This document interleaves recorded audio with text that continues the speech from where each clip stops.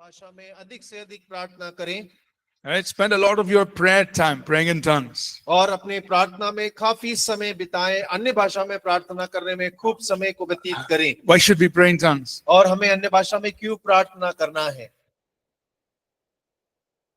Sorry?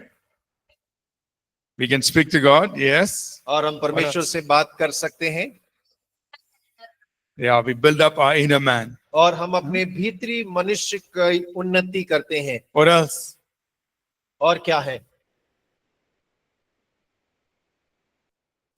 To deliverance from all the problems, from the demons, like demons problems and all.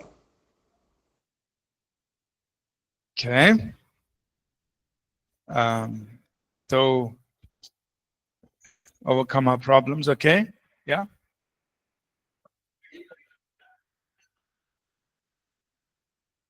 Spiritual growth. Okay.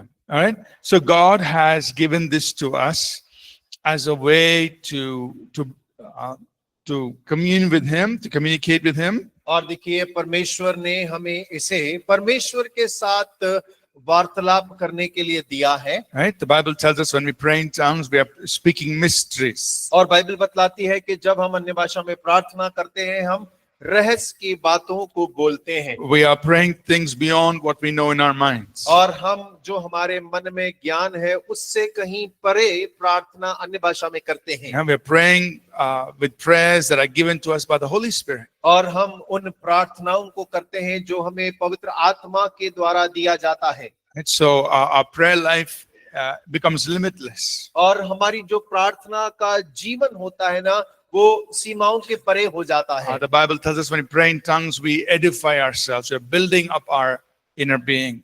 और Bible ये भी बतलाती है कि जब हम अन्य भाषा में प्रार्थना करते हैं हम अपने भीतरी मनुष्य की उन्नति करते हैं, हमारे भीतरी मनुष्य का निर्माण करते हैं। So Romans 8:26 tells us that the Spirit helps us overcome our weaknesses. और this रोमी way. 8:26 कहता है कि पवित्र आत्मा हमारी कमजोरियों पर हमें उसमें प्रबल होने के लिए सहायता करता है। And when we pray in tongues, we are praying according to the will of God.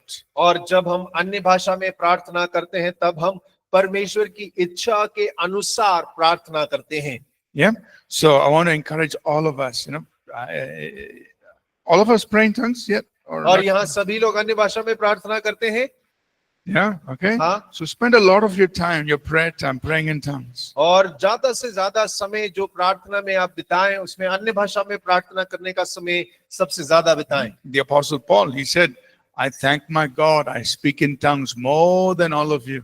और देखिए प्रेरित पौलुस इस प्रकार लिखते हैं, कहते हैं कि मैं परमेश्वर पिता का धन्यवाद करता हूं कि मैं तुम सब से बढ़कर अन्य भाषा प्रार्थना करता हूं। So that means he prayed a lot in tongues. और इसका मतलब है कि वो अन्य भाषा में बहुत प्रार्थना करते थे। Yeah. So that's how you spend most of your time. You pray in tongues. It's going to really strengthen you spiritually. और वैसे ही हम भी अधिकतम समय जो है अन्य भाषा में प्रार्थना में बिताएं, वो आपको आत्मिक रीति से बल प्रदान करेगा। All right, let's get into our lesson number 5. और आइए हम आज के अपने पाठ में चलते हैं, अध्याय 5। In the English notes, it's on page 18. और अंग्रेजी में 18 नंबर का पेज है, हिंदी में 19 नंबर के पेज पर है। So when we study scripture, और जब हम बाइबल या वचन का अध्ययन करते हैं, one of the things we must be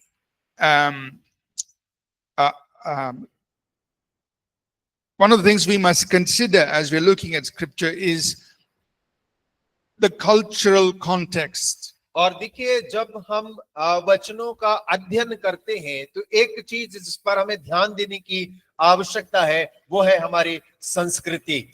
And we need to see if what the word of God is saying was only meant for a certain people in a certain context, or whether it also applies to all of us today. और जब हम अध्ययन करते हैं तो हमें इस बात को देखने की बहुत आवश्यकता है कि परमेश्वर का वचन केवल कुछ लोगों के लिए या कुछ सांस्कृतिक या संस्कृति के लोगों के लिए ही प्रभावित है या परमेश्वर हम सब से बातें कर रहा है। So think about our own culture in India. और हम अपनी संस्कृति यानी कि भारत की संस्कृति के बारे में बात करें।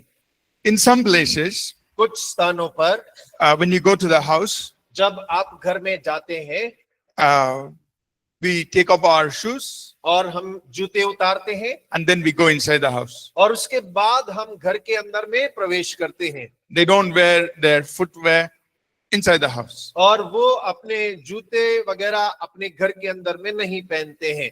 But मगर just because you see in one house they do it like that, मगर अगर एक घर में आपने देखा कि वो इस प्रकार से कर रहे हैं, is it right to say all Indians do not wear shoes inside the house? तो क्या ये सही होगा कहना कि सारे भारतीय घर के अंदर जूता नहीं पहनेंगे? Sahi ya nahi? सही है गलत है? It's not true. Because in some homes they do wear shoes. और देखिए कई घरों में जूता पहनते हैं अंदर, Right? सही है? So some things are only specific to certain places or certain cultures. और कुछ चीजें जो हैं केवल कुछ जगहों पर और कुछ संस्कृतियों में ही ठीक या लागू होते हैं And it is not applicable to everybody. और ये सभी के लिए लागू नहीं होता है। Think about some examples in the Bible. और बाइबल से कुछ उदाहरण को ले लेते हैं। God told Abraham, परमेश्वर ने अब्राहम से कहा take your son, और अपने बेटे को ले, your only son, और अपने इकलौते बेटे को, go offer him as a sacrifice. और जाकर उसे बलिदान के रूप में चढ़ा दे। The New Testament says, और नया नियम कहता है in Romans chapter 4, it says, we must follow the faith of Abraham. और रोमियो उसका 4 अध्याय के हमें अब्राहम के विश्वास का अनुसरण करने की आवश्यकता है। So does that mean that every person must take their firstborn son and go to sacrifice? और इसका मतलब ये है कि हर एक जन जिसका पहलौठा बेटा है वो अपने बेटे को ले जाए और कुर्बान करे? No, नहीं, because that command was given to a specific person in a specific situation for a reason. और देखिए वो आज्ञा जो है एक विशेष व्यक्ति को एक विशेष समय के अनुसार एक उद्देश्य के कारण दिया गया।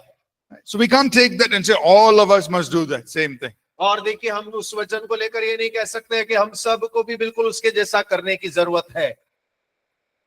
Another example. और एक और उदाहरण लेते हैं। In the Old Testament, पुराने नियम में if one person sold their property to another person, they will take off their shoe or their sandal on their leg, right leg, and give it to them. और देखिए यदि एक व्यक्ति अपनी भूमि को दूसरे व्यक्ति को बेचता था तो वो अपने जूते या सैंडल को उतार कर उसको देते थे।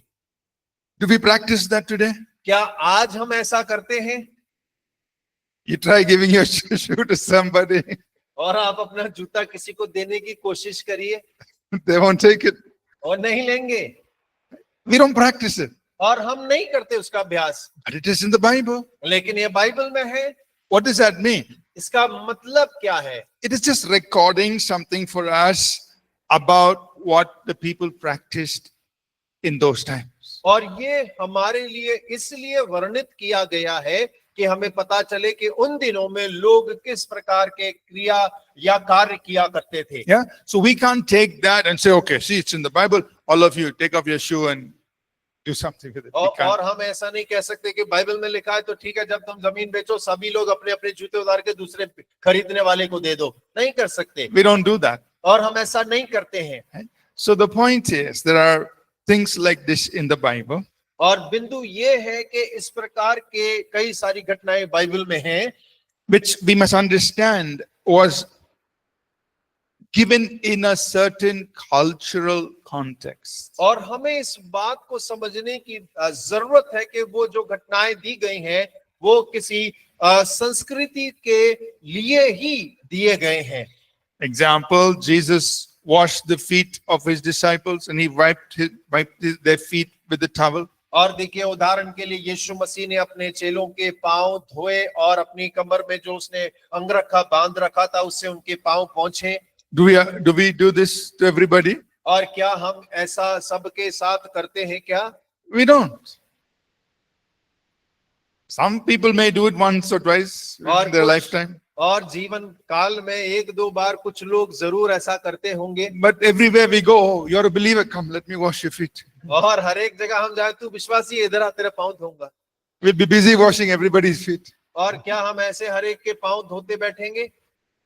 So we don't practice that. और हम वो अभ्यास नहीं करते हैं, There's a message that is given to us through that. और उसके द्वारा एक संदेश है जो हमारे लिए दिया गया है। Jesus said, "As I've done it, you serve one another." और यीशु मसीह ने कहा, जैसा मैंने किया है तुम एक दूसरे की सेवा टहल करो। Yeah, you serve one another. और Like हम एक this. दूसरे की सेवा करते So हैं। when we serve one another, we are in effect washing each other's feet. और देखिए, जब हम सेवा करते हैं तो हम एक दूसरे के पांव धोने के प्रभाव में कार्य को करते हैं। Right? So on page 19, और हिंदी के नोट्स में अगर आप पेज नंबर 20 खोलेंगे, let's try to see which practices are temporary. That means they were given to a certain people in a certain context, and therefore we don't practice them today. And which practices are permanent. That means we continue practicing today. और देखिए, हम यहाँ पर इस बात को देखने का प्रयास करेंगे कि कुछ चीजें जो अभ्यास करने के लिए दी गई हैं, वो केवल थोड़े समय के लिए, यानी कि वो नियमित समय पर किसी को करने के लिए सौंपा गया था, लेकिन उसे आगे नहीं करना है। और इस बात को भी देखेंगे कि कुछ अभ्यास, कुछ कार्य हैं जो हमेशा हमें करने के लिए बतलाए गए हैं। Okay? So, temporary, permanent. और कुछ अस्थाई और स्थाई। So, let us see. Right? You will try to find out if something is temporary. और हम प्रयास करेंगे खोजने का कि कोई चीजें अस्थाई हैं। That means it was only given to them, is not for us. और इसका मतलब ये है कि केवल उस समय और उस परिस्थिति के अनुकूल उनके लिए दिया गया, हमारे लिए नहीं था। And what is permanent? और क्या चीज स्थायी है? Okay? So, look at the first one. और सबसे पहला देखें, Greet one another with a holy kiss. आपस में पवित्र चुंबन से नमस्कार करो। Temporary or permanent? और ये अस्थाई है या स्थायी है? Yeah, today we go every church, everybody give one kiss. No, we don't do that. और देखिए, आज हम सभी कलीसिया में जाते, किसी भी कलीसिया में जाते, सबको चुंबन देके करते हैं क्या ऐसा? No. नहीं। It was meant for those people. और ये उन्हीं लोगों के लिए बनाया गया था। In different cultures, we greet one another in different ways. और देखिए, अलग अलग संस्कृति में हम एक दूसरे का आभार या एक दूसरे को नमस्कार अलग अलग तरीके से करते हैं। Yeah, in India, most of the places, I think we do like namaste. और देखिए, भारत में अधिकतर जगहों पर हम नमस्ते हाथ जोड़कर करते हैं। Some places we shake hand. और कुछ जगहों पर हम हाथ मिलाते हैं। Some people we give hug like that. Mostly, कई जगहों पे हम जो है गले लगाते हैं। in some places they fall at the feet. और कई जगहों पर वो पाँव छूते हैं, पाँव पे गिरकर। In some places in Africa, you have to full flat. No, you can't just do half like this. You have to be fully flat on the ground. और देखिए, आप जैसे भारत में करते हैं ना, हम वैसे नहीं कर सकते, पूरा जमीन पर लोट लगाना पड़ता है वहाँ। They show respect like that. और वो उस प्रकार से सम्मान दिखाते हैं एक दूसरे को। In some other parts like Korea and Japan, they bow like that. और कोरिया जापान में वो इस प्रकार से झुकते हैं। So in different parts of the world, और संसार के अलग अलग भागों में there's a different way to greet people. और एक दूसरे का मिलने का तरीका जो है वो बहुत अलग होता है। So that's what Romans 16:16 is. और देखिए, वैसे ही रोमियो 16:16 भी है। That is, in that context, he said, greet like this. और उस संदर्भ में पौलुस कह रहा है, एक दूसरे को इस प्रकार से नमस्कार करो। But we don't practice it today. लेकिन अभी हम उसका अभ्यास नहीं करते हैं। Look at the next one. और अगला देखो, Stay away from food offered to idols. और मूर्तों पे बलि किया हुआ मांस से दूर रहो। Temporary or permanent? ये अस्थाई है या स्थाई है?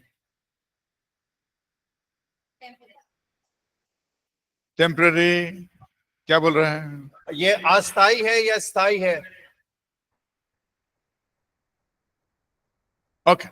So here's a thing that we are not very sure.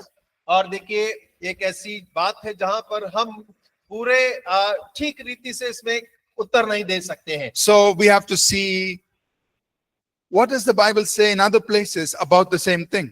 और हमें इस बात को देखने की आवश्यकता है कि इसी बात के बारे में बाइबल दूसरी जगहों पे क्या बोल रहा है। So I'll just give you the reference. You can read it later. 1 Corinthians chapter 8, पहला कुरिन्थियों अध्याय 8 1 Corinthians chapter 10, और पहला कुरिन्थियों 10वां अध्याय Romans chapter 14, और रोमियो 14 अध्याय 1 Timothy chapter 4. और पहला Timothy 4। So in all these places, और इन सारी जगहों पर okay, I'll repeat again. 1 Corinthians chapter 8, पहला कुरिन्थियों 8 अध्याय 1 Corinthians chapter 10, और पहला कुरिन्थियों 10 अध्याय Romans chapter 14, और रोमियो 14 and 1 Timothy chapter 4. पहला तिमोथियुस उसका 4 अध्याय। So in all these places, we have more light or more instruction concerning food that we eat, food offered to idols, what to eat, what not to eat, and how it affects other believers. और देखिए, ये सारी जगहें हैं जहां पर इन सारी बातों के बारे में और खुलासे से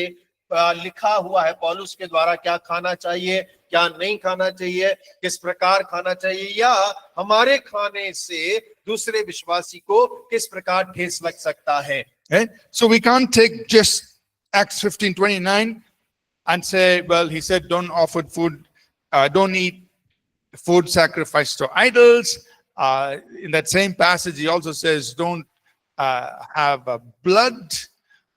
But in some parts of the world, they eat that along with their food. और देखिए, प्रेरित 15:29 को लेकर हम ये नहीं कह सकते कि जो मूर्तों पर चढ़ाया गया है उसे नहीं खाना है। इसी में आगे पढ़ेंगे तो लहू के बारे में भी लिखा है कि उसे हमें नहीं खाना है, लेकिन संसार के कई भागों में लोग भोजन के साथ में या उसी में लहू के साथ भोजन करते हैं। So to understand this correctly, we also have to look at these other passages. और इसको सही रीति से समझने के लिए हमें दूसरे बाइबल के पदों को भी पढ़ने की आवश्यकता होगी। So to summarize that, I'll just say a few things. और इसको पूरा निचोड़ करने के लिए मैं कुछ बातों को कहना चाहता हूँ। So in a sense, we don't eat food offered to idols. और देखिए, एक रीति से हम मूर्तियों को चढ़ाया हुआ भोजन नहीं खाते हैं, Because many times that food is offered as a form of worship to idols, and we don't worship those idols. और क्योंकि कई बार जो भोजन है वो मूर्तियों के लिए पूजा के रूप में चढ़ाया जाता है और हम मूर्ति की आराधना नहीं करते हैं। Plus, Paul says, if I eat it, then if there is a weak brother, like a new believer, he may think by my eating it, I am worshipping the idol. और देखिए, पौलुस इस प्रकार भी कहते हैं, यदि मैं खाता हूं और एक कमजोर विश्वासी यानी कि एक नया विश्वासी है, वो देखेगा और कहेगा कि मेरे खाने के कारण मैं उस मूर्ति की आराधना कर रहा हूं। So for his sake, I won't eat. लेकिन उसके लिए मैं उसे नहीं खाऊंगा। But I'm not afraid of the idol. और लेकिन मैं मूर्ति से डरता नहीं हूं। I'm not afraid of the food. और मैं भोजन से भी नहीं डरता। A banana is a banana, is a banana. और केला केला है, केला ही रहेगा। How many times it goes around the idol, it's still a banana. और चाहे मूर्ति के कितने चक्कर लगा ले, वो बनाना ही बना रहेगा। I'm not afraid of it. और मैं उस केले से डरा नहीं हूँ। It doesn't become demon possessed banana. और देखिए, वो दुष्टात्मा ग्रसित केला नहीं हो जाएगा। It's only a banana. और वो केला ही रहेगा। But for the sake of the person who's watching, I won't eat. और लेकिन उस व्यक्ति के कारण जो मुझे देख रहा है, जो नया विश्वासी है, मैं नहीं खाऊंगा। But at the same time, Paul says, और उसी समय पौलुस ये भी कहता है, suppose you go to the market. और आप मान लीजिए आप बाजार में जाते हैं, Whatever is sold in the market, you buy. और जो कुछ बाजार में बेचा जा रहा है खरीद लो। You pray and you eat. और प्रार्थना करो और खाओ। And that food is cleansed by the word of God and prayer. और वो भोजन जो है प्रार्थना और परमेश्वर के वचन के द्वारा शुद्ध हो जाता है। But before you went, They would have already done all the puja. लेकिन आपके जाने से पहले वो सारी पूजा आरती कर चुके हैं। Correct? सही है। Most shops, और अधिकतम दुकानों में ऐसा ही है, right? They even restaurants. और यहाँ तक के भोजनालयों के अंदर में भी Before we go there itself, they do all the puja, they do everything. But then we go eat nice masala dosa and come. और देखिए फिर उसके बाद में हम लोग जाते हैं, अच्छे से मसाला डोसा खाते हैं और चले आते हैं। We don't say, oh, devil is in the masala dosa. और हम ये नहीं कहते अरे शैतान है डोसे के अंदर में। No. नहीं, What do? क्या करते हैं? We pray and eat. और हम प्रार्थना करते हैं, खाते हैं, So we are not afraid. और हम डरते नहीं है। So you're understanding. और आप समझ रहे That- हैं इस बात को। In certain situations, we don't eat. There's a reason why we don't eat. और देखिए कई परिस्थितियों के अंदर में हम नहीं खाते हैं और उसके पीछे एक कारण है कि हम क्यों नहीं खाते हैं। But other times, although, we don't know what all they did in the market before we went, or in the restaurant before we went, it doesn't matter. We're not afraid. Paul says, everything is sanctified by the word of God and prayer. और देखिए हमारे बाजार में जाने से पहले, restaurant में जाने से पहले वो लोग क्या क्या करते हैं हमें नहीं पता। हम डरते नहीं हैं उनसे, उन क्रियाओं से। पौलुस कहते हैं परमेश्वर के वचन और प्रार्थना के द्वारा हर एक चीज शुद्ध हो जाती है। Okay, let's go through this list quickly. Number 3, और तीसरे में चलते हैं, be baptized. बपतिस्मा लें, स्थायी अस्थायी। Permanent. Why? क्यों?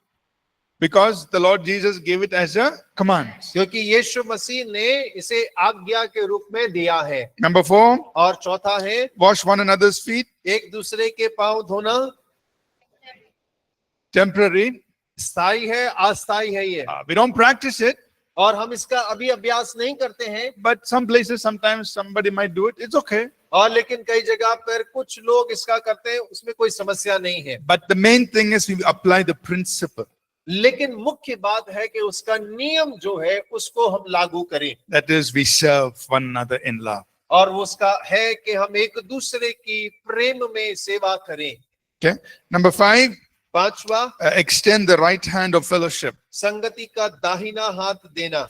Now, that's a phrase that is just saying you welcome them into fellowship. और देखिए एक ये कथन है कि आप संगति में उनका स्वागत करें। Right? Of course, when we shake hand, usually we shake hand with right hand only.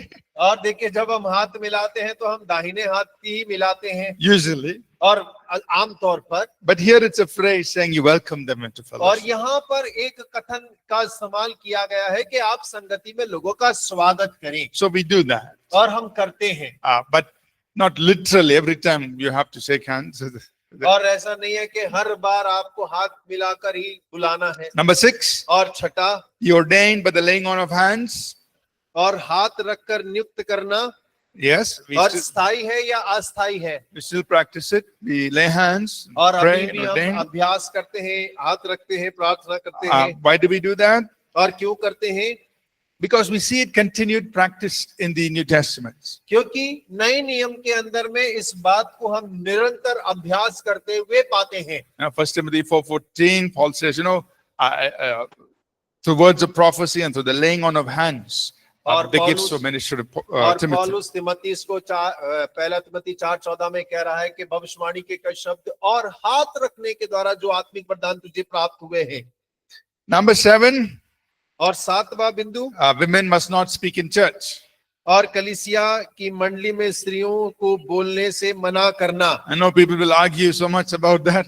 और देखिए बहुत सारे लोग इसके बारे में बहुत पसंद करते हैं बोलना। I don't know whether we'll have time to explain it, but the essence is God uses women to minister his words. और देखिए यहाँ मुख्य बात यह है कि परमेश्वर महिलाओं को भी अपने कार्य के लिए इस्तेमाल करता है।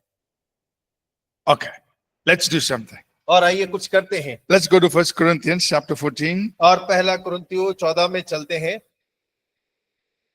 Let's try to understand this passage. और इस पद को समझने का प्रयास करें। I think it is a good example और ये एक अच्छा उदाहरण है of how to interpret scripture within the context. और जिस संदर्भ में वचन दिया गया है उसके भीतर ही वचन की व्याख्या करना बहुत महत्वपूर्ण है। Okay. Now let's read 1 Corinthians chapter 14. पहला कुरिन्थियों 14 अध्याय and let's read verses 27 to 35. और 27 से लेकर 35 तक हम पढ़े। And I want you to know, first thing I want you to see is how many times in this passage, 1 Corinthians 14, 27 to 35, how many times does Paul use the words keep silent?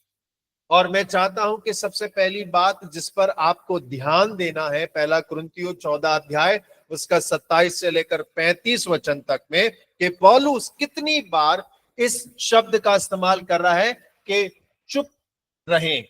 Okay, can you look at it and tell me how many times does he say keep silent in और this passage? शांत रहे करके कितनी बार पौलुस इस वाक्य में 27 से लेकर 35 तक में कितनी बार उसने ये शब्द का इस्तेमाल किया कि शांत रहो।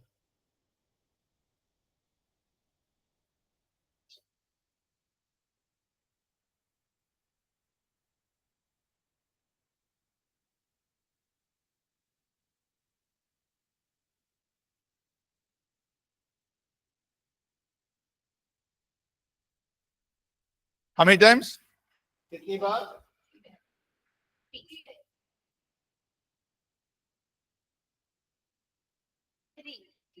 कितनी बार कहा है? How many times? कितनी बार? 3 times. और 3 बार उसने कहा शांत रहो, चुप हो रहो। 3 times he says keep silent. और 3 बार वो कह रहा है शांत रहो। So each time there is a context, there is a reason. और हर एक बार एक कारण है, एक संदर्भ है। For example, he says और उदाहरण के लिए वो कह रहा है that when somebody in verse 27, when somebody is speaking in tongues, और 27 में कहता है कि जब कोई अन्य भाषा में बोलता है, let 2 or 3 people speak, taking turns. और 2-3 जन जो है बारी बारी से बोले। Verse 28, if there is no interpreter, keep silent. और यदि कोई अनुवाद करने वाला ना हो तो शांत रहे। So let's ask the question. और ये प्रश्न करें, Just because Paul said, if you're speaking in tongues, there is no interpreter, keep silent. Does that mean he says you should never pray in tongues? और देखिए पौलुस कह रहा है कि यदि कोई अनुवाद करने वाला ना हो तो अन्य भाषा ना बोले, इसका मतलब ये है पौलुस कह रहा है कभी अन्य भाषा ही ना बोले? No. नहीं, He's just saying it in order to maintain order in the church service. और वो इस बात को इसलिए कह रहा है कि कलीसिया की सभा के अंदर में एक क्रम को बनाया जा सके, इसीलिए वो कह रहा है। Second time, he says keep silent, और दूसरी बार वो कह रहा है कि शांत रहो, is when it's verse 29 and 30. और 29 और 30 में लिखा है, If people are prophesying, और यदि लोग भविष्यवाणी करते हैं take turns. और बारी बारी से ले, When the first person finishes, when the second person is ready to start, let the first person keep silent. और जब एक व्यक्ति समाप्त कर लेता है और दूसरा बोलना शुरू करता है तो वो कह रहा है तब पहला व्यक्ति शांत रहे। So does that mean we should never prophesy? और क्या इसका मतलब ये है कि हमें कभी भविष्यवाणी नहीं करना है? No. Just that if somebody else is speaking, you keep quiet so they can speak and people can listen to them. और इसका मतलब ये है कि जब कोई बोल रहा है तो आप अपना मुंह बंद रखें ताकि दूसरा व्यक्ति जो बोल रहा है उसकी बातों को लोग सुन सके। Are you understanding? आप समझ रहे हैं?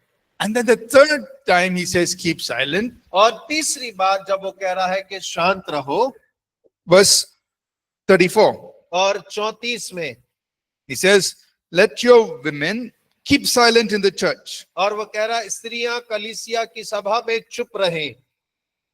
And then verse 35, he says, if they want to learn something, let them ask their own husbands at home. और वो 35 में कहता है यदि कुछ सीखना चाहे तो घर में अपने पति से पूछें। So we have to ask the question. और हमें यहाँ प्रश्न करना चाहिए, Is Paul referring to all women in the church or is he only referring to married women? क्या पौलुस कलीसिया की सारी महिलाओं से कह रहा है या फिर केवल विवाहित महिलाओं से कह रहा है? He's only talking to married women. और केवल शादीशुदा महिलाओं से बात कर रहा है He's not talking to all women. और वो सारी महिलाओं से नहीं कह रहा है। Why? Because he says, if you have question, don't ask it in the church. You go home and ask your husband at home. और क्योंकि पौलुस यहाँ कह रहा है यदि किसी स्त्री के पास कोई सीखना या प्रश्न हो तो कलीसिया में ना पूछे, घर में अपने पति से पूछे। Are you understanding? आप समझ रहे हैं? So this verse 34, let your women keep silent in the church, does not have to do about women preaching in the church. It's about wives who have questions. When they're listening to the message, you have a question. He says, don't say, hello, oh, what is the pastor saying? What is he? No. You go home and then discuss at home. और देखिए 34 वचन जब वो कहता है कि स्त्रियां कलीसिया की सभा में चुप रहे, तो वो महिलाओं की सेवकाई के बारे में नहीं कह रहा है, लेकिन वो उन स्त्रियों से, पत्नियों से कह रहा है जिनको कई बार प्रचार करते समय बीच में समझ में नहीं आया तो वो बतियाने लग जाती हैं अपने पतियों से, अरे क्या बोल रहा है। लेकिन उसका कहने का अर्थ ये है कि कलीसिया में ना बोले, घर जाएं और अपने पति से उसके बारे में बातें करें। Is it clear? स्पष्ट है? So these verses are given to a certain people in a certain context. और ये वचन कुछ लोगों को कुछ संदर्भ के माध्यम में दिए गए हैं। So in the Corinthian church, और कुरिन्थ कलीसिया के अंदर में, maybe in those days, if the wife didn't understand, they would sit wife on one side, husband on one side. और देखिए हो सकता है कि उन दिनों में ऐसा होता होगा कि पत्नियां एक तरफ, पति एक तरफ बैठते हो। Wife doesn't understand something the preacher is saying. और प्रचारक जब कुछ बोल रहा होगा, पत्नी को शायद समझ में नहीं आ रहा He says, होगा। hey husband, what is he saying? Tell और me. वो चिल्लाती होगी, ये जी सुनो जी, वो क्या कह रहा है। Then it disturbs the meeting.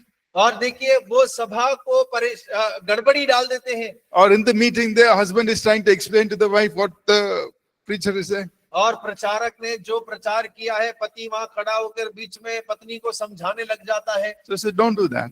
और वो पौलुस कह रहा है ऐसा मत करो। You go home and then you talk to your husband. You ask a question. और आप घर जाएं और घर जाकर अपने पति से पूछें। Right? So we can't take these words and say, therefore, women must not preach in the church. और देखिए हम इन वचनों को लेकर इस बात को नहीं बोल सकते कि महिलाओं को कलीसिया में सेवा नहीं करना, प्रचार नहीं करना है। Okay, let's go back now. Number 8 in the table. और आइए हम अपनी टेबल पे 8 नंबर पे चले। Have fixed hours of prayer. प्रार्थना में निर्धारित घंटे होने चाहिए। What does the स्थायी New, और अस्थायी। what does the New Testament say? When must we start? When must we end? नया नियम क्या कहता है कि कब शुरू करना, कब अंत करना है। We must pray without. So, निरंतर प्रार्थना करते रहो। right? So we don't say everybody must pray at 6 o'clock in the morning, 12 o'clock in the afternoon, 3 o'clock in the. We don't say like that. You pray all the time. और हम ऐसा नहीं कहते कि सभी को सुबह 6 बजे, दोपहर में 12 बजे, 3 बजे प्रार्थना करना है। नहीं, हर समय हम प्रार्थना कर सकते हैं। All right, let's skip a few. Let's go to number 16. और 16 पर आ जाए, 16 नंबर पे। When we want to select leaders, और जब हमें अगुवे चुनने होते हैं, do we cast lots? क्या हम चिट्ठियां डालते हैं? But it says here, Acts 1, when they wanted to select somebody to take the place of Judas, the apostles, they cast lots. और लिखिए प्रेरितों के पहले अध्याय में लिखा हुआ है, यहूदा की जगह पे जब उन्हें एक प्रेरित को चुनना था तो बाकी प्रेरितों ने चिट्ठियों को डाला। But why don't we do it? और हम क्यों नहीं करते हैं? Yeah. Because Acts 1:26 was before the Holy Spirit was poured out on them. और प्रेरित 1:6 पवित्र आत्मा के उनके ऊपर उंडेले जाने से पहले का कार्य है। Right? Afterwards we see, for example, Acts 13. The Holy Spirit said, separate me, Barnabas and Saul, for the work that I have called them. और देखिए 13 अध्याय के अंदर प्रेरितों के काम में हम देखते हैं कि पवित्र आत्मा ने कहा कि पौल और बरनबास को मेरे लिए अलग करो जिस काम के लिए मैंने उन्हें नियुक्त किया है। Now we are led by the Holy Spirit, और अब हम पवित्र आत्मा की अगुवाई में होकर चलते हैं। right? So we don't cast lots in order to select people for leadership. और देखिए अभी अगुवाई करने के लिए, लोगों को चुनने के लिए अब हम चिट्ठियां नहीं डालते हैं। Are you understanding? आप समझ रहे हैं? Right? So like this, when we study the scriptures, और इसी प्रकार जब हम वचनों का अध्ययन करते हैं we must understand. और हमें ये समझने की आवश्यकता है। Here are some other examples in the bottom of page 19 in the English handout. और अगर 20वें पन्ने पर हिंदी में आप देखेंगे कुछ और उदाहरण वहां पर दिए गए हैं नीचे। So here's something to keep in mind. और देखिए इस बात को मन में हमें रखे रहना है। If God had given a certain instruction, और यदि परमेश्वर ने कुछ निर्देश हमें दिए हैं and then later on he said he modified it or he changed it, और यदि परमेश्वर ने बाद में जाके उसके अंदर में कुछ बदलाव कर दिए या उस आज्ञा को बदल डाला, or if people practice something at a certain time and later an instruction was given to change that, और देखिए या तो फिर ऐसा कहे कि कुछ लोग किसी बात का अभ्यास करते थे लेकिन बाद में जब वो अभ्यास करने लगे तो उन्होंने उसके अंदर बदलाव कर दिया, then we follow what is given later. और तब हम उसका अनुसरण करेंगे जो बाद में हमें दिया गया है। For example, उदाहरण के लिए in the Old Testament, पुराने नियम के अंदर one man used to marry many wives. और एक आदमी कई पत्नियों से विवाह कर सकता है। New Testament, नया नियम Bible is very clear. और बाइबल बड़ी स्पष्ट है। Let every man be the husband of one wife. और हर एक जन एक ही पत्नी का पति हो। Correct? सही है? So which one we follow now? और अभी हम किसका अनुसरण करते हैं? Old Testament or New Testament? पुराना नियम या नया नियम? No, somebody cannot say, oh, King David had so many wives, Solomon had so many wives. I also. No. और देखिए कोई ऐसा नहीं कह सकता दाऊद की बहुत पत्नियां थी, सुलेमान की और ज्यादा थी तो मैं तो वैसे ही करूंगा। नहीं, ऐसा नहीं हो सकता। New Testament. नया नियम, What did God say? परमेश्वर क्या कह रहा है? Right? In the Old Testament, पुराने नियम में certain people made a vow. That means a vow of consecration. And when they consecrated themselves to God, they let their hair grow. They didn't drink certain things. They didn't eat certain kinds of food. और देखिए यदि पुराने नियम में अगर हम देखें, यदि किसी ने अपने आप को नाजरीन कहकर परमेश्वर के प्रति चढ़ा दिया है, अपने आप को परमेश्वर को अर्पित कर दिया है, तब वो अपने बाल नहीं कटा सकता था। कुछ पीने की वस्तुएं थी जिन्हें वो पी नहीं सकता था, कुछ प्रकार के भोजन थे जिन्हें वो खा नहीं सकता था।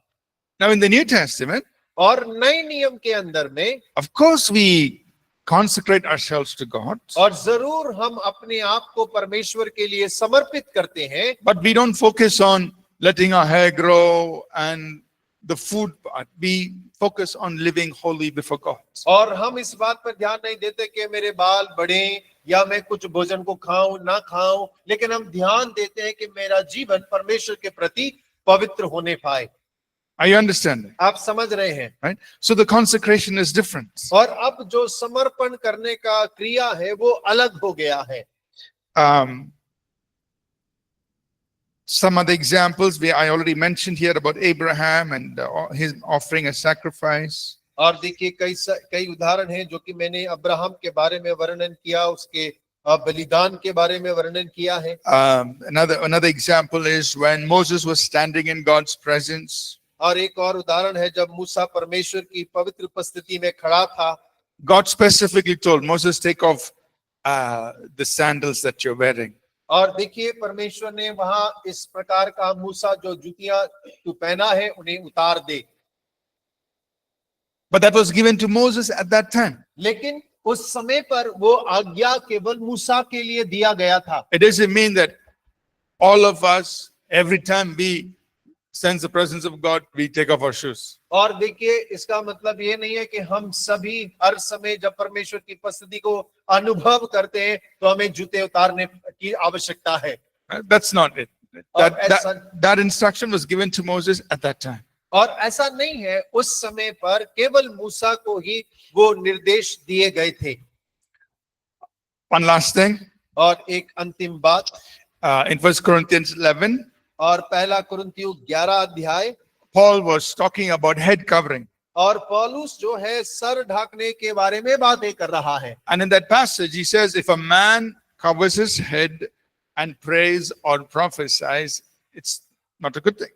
और वो उसी अध्याय में कहता है, यदि एक पुरुष अपना सर ढककर प्रार्थना करे वो शोभा की बात नहीं है। But let me ask you a question. लेकिन मैं आपसे एक प्रश्न करता हूँ, Suppose you're wearing your helmet. और आप हेलमेट पहने हैं, You're going on your bike. आप अपनी मोटरसाइकिल चला रहे Your हैं, head is covered. और आपका सर तो ढका ही हुआ है, Can you pray? प्रार्थना कर सकते हैं आप? So 1 Corinthians 11 says, if your head is covered, you cannot pray. और पहला कुरिन्थियों 11 अध्याय कहता है अगर सर ढका है तो प्रार्थना नहीं करना है। No, you happily pray.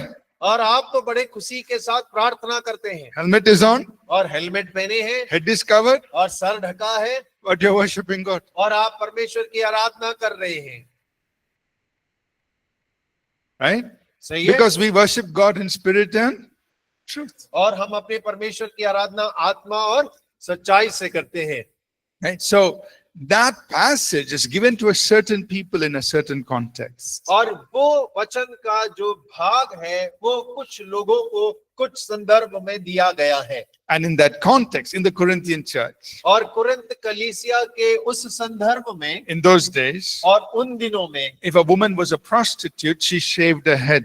और यदि एक स्त्री वो वैश्यावृत्ति में है तो वो अपने बाल मुड़ा लेती है। So now many of them got saved, they और- became believers. और उनमें से बहुत सारी महिलाओं ने उद्धार पा लिया, वे विश्वासी बन गई। So now Paul is saying, he's encouraging them, okay, you grow your hair.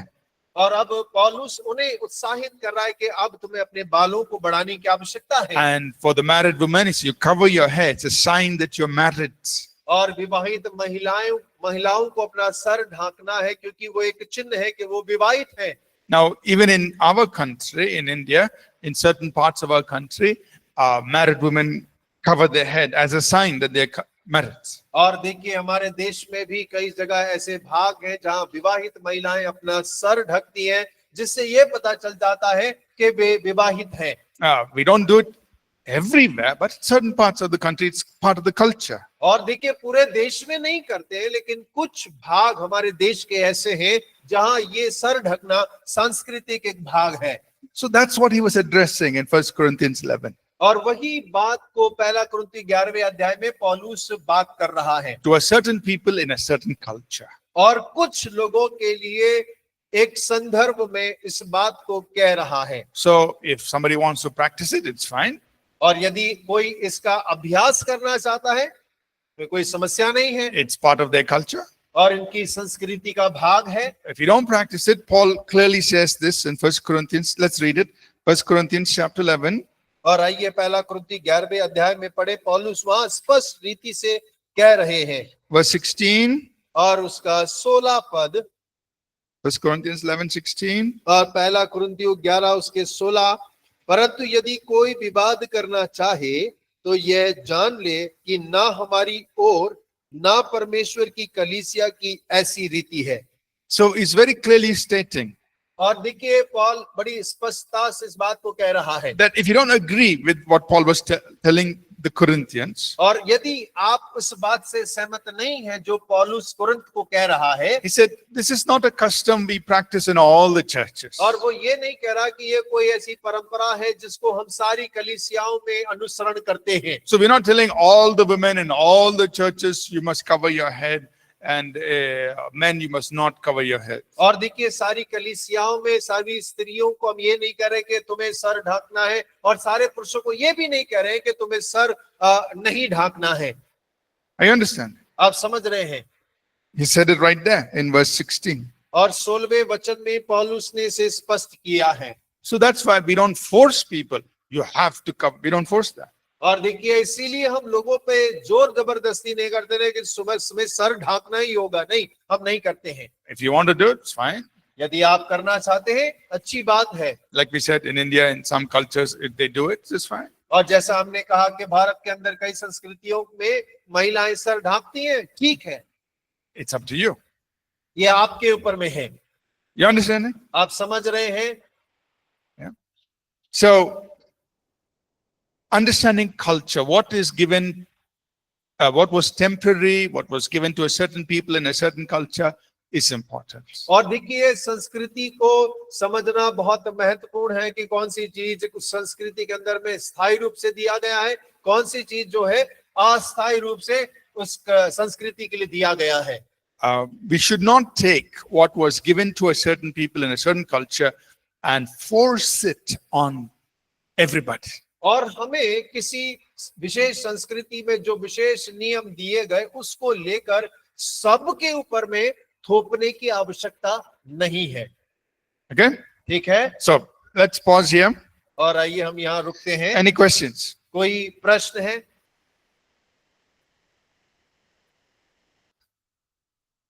Any questions so far? और अभी तक जितना हमने पढ़ा है उसमें कोई सवाल है आपके पास? Yes. We have the mic.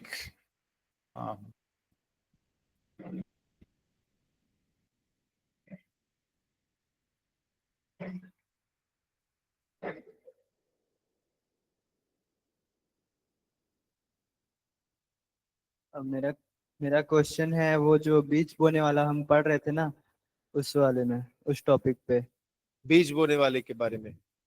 जैसे कि जॉन चैप्टर 4:37 में लिखा है कि बोने वाला और काटने वाला, और वैसे ही मैथ्यू चैप्टर 13 उसके वर्स 39 में लिखा है कि काटने वाला स्वर्गदूत है। तो क्या जो जॉन चैप्टर 4 में लिखा है 37 में कि काटने वाला, तो वो क्या वो काटने वाला स्वर्गदूत है जैसे कि मैथ्यू में लिखा है?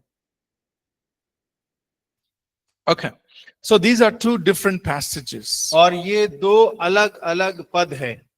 In John chapter 4, 35 to 37, और यूहन्ना 4 उसके 35 से 37 में Jesus is talking to his disciples यीशु मसीह अपने चेलों से बात कर रहे हैं, and he's talking about winning souls. और वो आत्माओं को जीतने के बारे में बात कर रहा है। And he says, lift up your eyes, look at the fields, they are white, ready for harvest. और वो कहता है अपनी आंखें उठाकर देखो, खेत जो है वो पक चुके हैं, कटनी के लिए तैयार हैं। He says, I have sent you to reap from what you have not sown. और यीशु मसीह कहता है मैंने तुम्हें वो काटने के लिए भेज रहा हूं जो तुमने नहीं बोया है। Others have sown and you have entered into their labors. और दूसरों ने बोया और आप उनके मेहनत के फल को काटने जा रहे हैं। So here the Lord in John 4, Jesus is talking about bringing people into the kingdom, of winning souls. और यूहन्ना 4 में यीशु मसीह बात कर रहा है लोगों को परमेश्वर के राज्य में लाने और आत्माओं को जीतने के बारे में। Yeah. So and you see a parallel to this in 1 Corinthians chapter 3, where Paul, referring to him and Apollos, he says, one man sows, another man waters, but God gives the increase. और देखिए बिल्कुल इससे मिलता हुआ पौलुस कथन कर रहा 1 कुरिन्थी 3 में कि